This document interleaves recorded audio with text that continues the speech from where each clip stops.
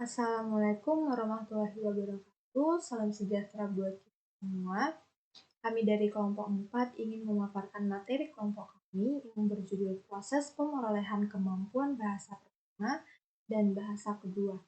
Sebelum itu, izinkan kami memperkenalkan diri kami. Saya sendiri Venika Panjaitan dengan NIM 201200089 dengan teman saya Agustina Sianturi dengan NIM 2012009. Yang pertama ada definisi pemerolehan kemampuan bahasa pertama. Proses pemerolehan bahasa pertama adalah suatu proses yang terjadi di dalam otak anak ketika mereka memperoleh bahasa pertama atau bahasa ibunya. Pemerolehan bahasa pertama terjadi jika anak belum pernah belajar bahasa apapun lalu memperoleh bahasa. Pengertian bahasa pertama menurut para ahli. Yang pertama ada menurut Vygotsky dalam Rushini pada tahun 2008. Menurut Vygotsky itu pemerolehan bahasa pertama diperoleh dari interaksi anak dengan lingkungannya. Yang kedua ada menurut Otto pada tahun 2015, pemerolehan bahasa pada anak usia prasekolah ditanamkan di dalam lingkungan tempat anak-anak berinteraksi, khususnya di lingkungan rumah, lingkungan sekolah, dan lingkungan tempat bermain. Otto menegaskan bahwa pemerolehan bahasa pada anak dapat terjadi dengan adanya 3 faktor. Yang pertama, lingkungan rumah. Orang tua berperan aktif dalam setiap aktivitas yang anak lakukan.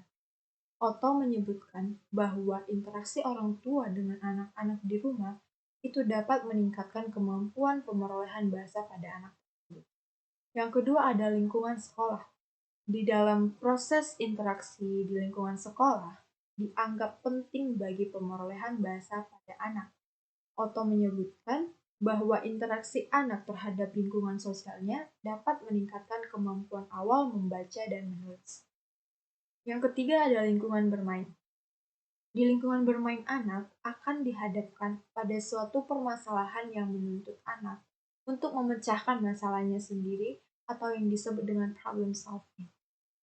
Otto mengungkapkan bahwa kemampuan anak dalam bercakap akan makin meningkat di lingkungan bermain yang menyediakan kesempatan untuk percakapan spontan antar anak. Selanjutnya ada faktor pemerolehan kemampuan bahasa pertama pada anak. Yang pertama itu ada faktor alamiah. Dalam faktor alamiah ini, anak itu tidak dipaksa. Anak tersebut akan mampu menerima apa yang terjadi di sekitarnya. Yang kedua ada faktor pengembangan kognitif. Nah, faktor pengembangan kognitif ini berkembang di dalam lingkup interaksi sosial. Yang ketiga ada faktor latar belakang sosial. Faktor latar belakang sosial ini terdiri dari struktur keluarga, kelompok sosial, dan lingkungan budaya sebagai faktor latar belakang sosial memungkinkan terjadinya perbedaan serius di dalam pemerolehan bahasa pada anak. Yang keempat ada faktor keturunan. Faktor keturunan ini meliputi jenis kelamin dan inteligensi.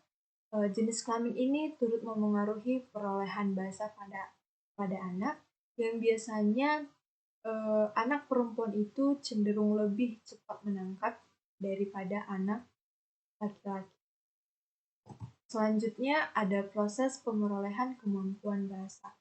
Pertama, menurut Chomsky dalam Child pada tahun 2009, proses pemerolehan bahasa pertama pada anak ini terjadi melalui 2 proses, yaitu proses kompetensi dan proses performansi. Proses kompetensi ini adalah proses yang berkaitan dengan proses penguasaan tata bahasa, fonologi, morfologi, sintaksis, dan semantik. Sedangkan performansi merupakan proses pemahaman dan penerbitan kalimat-kalimat. Nah, selanjutnya ini ada strategi proses pemerolehan kemampuan bahasa. Yang pertama itu ada strategi meniru. Strategi ini mengajarkan anak untuk memegang pedoman. Yang kedua ada strategi produktivitas, yang dimana dalam strategi ini anak diberi pedoman. Dan yang ketiga ada strategi umpan balik, yang dimana kita itu harus memberikan ujaran dan responsasi kepada anak. Yang keempat ada strategi prinsip operasi. Nah, di dalam strategi ini, anak itu kita kenalkan dengan pedoman. Nah, selanjutnya ini ada tahap-tahap pemerolehan kemampuan bahasa. Yang pertama itu mendengkur. Bunyi yang dihasilkan mirip dengan vokal, tetapi tidak sama dengan bunyi vokal orang dewasa. Yang tahap kedua ada muraban. Tahap muraban ini merupakan pelatihan bagi alat-alat ucap. Vokal dan konsonan ini dihasilkan secara serentak. Dan yang ketiga itu ada pola intonasi. Pola intonasi ini tuturan yang dihasilkan mirip dengan yang diucapkan ibunya. Yang keempat ada tuturan satu kata.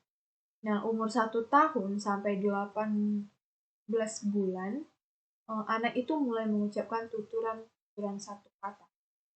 Yang kelima ada tuturan dua kata. Tuturan dua kata ini di mana anak berusia 2,5 tahun itu sudah menguasai beberapa ratus kata. Yang tuturan katanya hanya terdiri atas 2 kata. Tahap keenam ada infleksi kata. Kata-kata yang dianggap remeh dan infleksi mulai digunakan. Misalnya kata kerja yang mengandung awalan atau akhiran. Tahap ketujuh, bentuk tanya dan bentuk ingkar. Pada tahap ini anak mulai memperoleh kalimat tanya dengan kata tanya seperti apa, siapa, kapan, dan sebagainya. Tahap ke-8, konstruksi yang jarang atau kompleks. Nah, anak sudah mulai berusaha menafsirkan meskipun penafsirannya dilakukan secara keliru. Dan tahap ke-9, tahap tuturan yang matang. Pada tahap ini, anak sudah dapat menghasilkan kalimat-kalimat seperti orang dewasa. Nah, selanjutnya akan dipaparkan oleh teman saya yang bernama Agustina. Agustina dipersilahkan. Proses pemerolehan kemampuan bahasa kedua. Definisi pemerolehan kemampuan bahasa non-primer atau tambahan tersebut dinamakan bahasa kedua, walaupun bahasa tersebut adalah bahasa lain yang kedua, ketiga, keempat, ataupun ke-10 yang sedang dipelajari. Bahasa kedua yang dipelajari disebut bahasa target atau BT. Bahasa target tersebut tidak dibatasi atau bahasa asing daerah ataupun nasional, bahasa selain bahasa itu. Bahasa kedua yang dipelajari bahasa target. Bahasa target tersebut tidak dibatasi oleh bahasa asing ataupun nasional. Proses pemerolehan pada bahasa. Yang pertama yaitu prosesi informasi. Dalam fase ini pula proses pembelajaran yang terkontrol menjadi utama. Dan saat ini di mana reproduksi pengetahuan terjadi. Terakhir adalah fase produksi di mana pada fase ini pelajar B2 mencoba menguji kemampuan ke bahasa target melalui pembicaraan dan penulisan. Yang kedua yaitu pemetaan. Pemetaan menerangkan pelajar B2 cenderung membagi antara bentuk eksternal dan fungsi internal sebuah. Bentuk sebuah benda leksikal diwujudkan melalui suara yang diperoleh dari pengucap. Sedangkan secara fungsi ia mengandung makna semantik. Kumpulan kata yang terbentuk dalam kalimat secara bentuk adalah rentetan bahasa, sedangkan secara fungsi kata-kata tersebut menduduki fungsi masing. Yang ketiga yaitu koneksionisme. Koneksionisme artinya paham mengenai hubungan, yaitu hubungan menguatkan antara stimulus dan respon yang mempengaruhi otak ketika proses belajar bahasa kedua berlangsung. Dalam pandangan ini, kegiatan pemrosesan berlangsung karena neuron di otak terhubung satu sama lain melalui saluran saraf. Tahapan pemerolehan kemampuan bahasa kedua. Yang pertama yaitu tahap Preproduksi. Dalam proses perkembangan, pemerolehan bahasa kedua dapat dibagi menjadi 5 tahap. Yang pertama yaitu preproduksi, produksi awal, bicara awal, fasih, dan mahir. Tahap awal adalah preproduksi, yang dikenal juga dengan periode diam, di mana pelajar tak banyak bicara karena mereka hanya memiliki kosakata reseptif hingga 500 kata.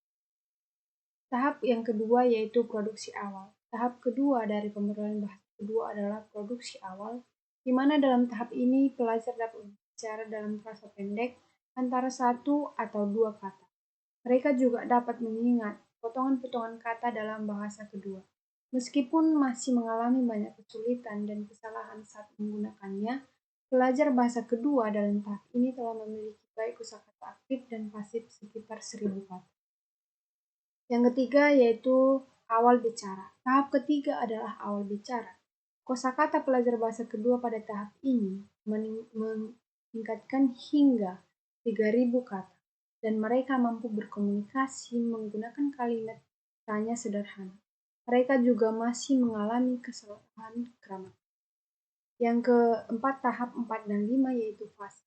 Tahap setelah awal bicara adalah fasih menengah, yaitu tahap di mana pelajar telah memiliki lebih dari 6.000 kosakata dan dapat menggunakan kalimat dengan struktur yang lebih kompleks. Pada tahap ini juga mereka mampu berbagi pikiran dan pendapat. Namun tetap saja pelajar masih menemukan kesalahan selama membentuk kalimat-kalimat. Tahap terakhir yaitu adalah mahir, yang biasanya tercapai antara 5-10 tahun belajar bahasa kedua. Pada tahap ini kemampuan pelajar semakin dekat dengan penutur asli. Bahasa dan otak. Terdapat beberapa faktor penting antara hubungan pemerolehan bahasa kedua dan otak. Bahasa pertama dan kedua tersimpan di area yang berbeda dalam otak manusia. Sebagian besar memori dan fungsi bahasa tersimpan di bagian otak kiri, namun otak kanan lebih banyak berperan dalam bahasa. Usia mempengaruhi fungsi perorganisasian otak bagi pemerolehan bahasa. Orang dengan usia antara 9 dan 12 tahun cenderung melibatkan otak sebelah kanan dan memperoleh bahasa kedua dibandingkan anak berusia di bawah 4 tahun.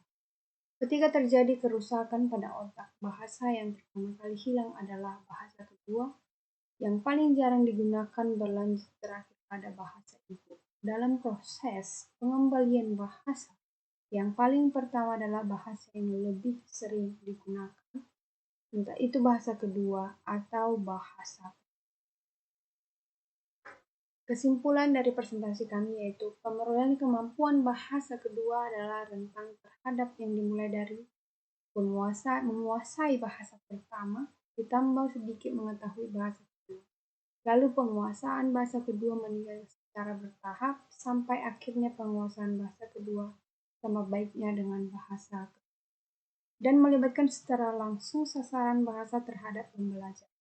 Semua strategi langsung memerlukan proses mental, tapi harus dan tujuan berbeda-beda. Strategi langsung digunakan oleh pembelajar untuk mengatasi masalah kebahasaan melalui sentuhan langsung dengan materi kebahasaan yang ada. Oke, baiklah, sampai di sini hasil presentasi kami. Jika ada kata-kata yang salah, saya ucapkan sekian dan terima kasih.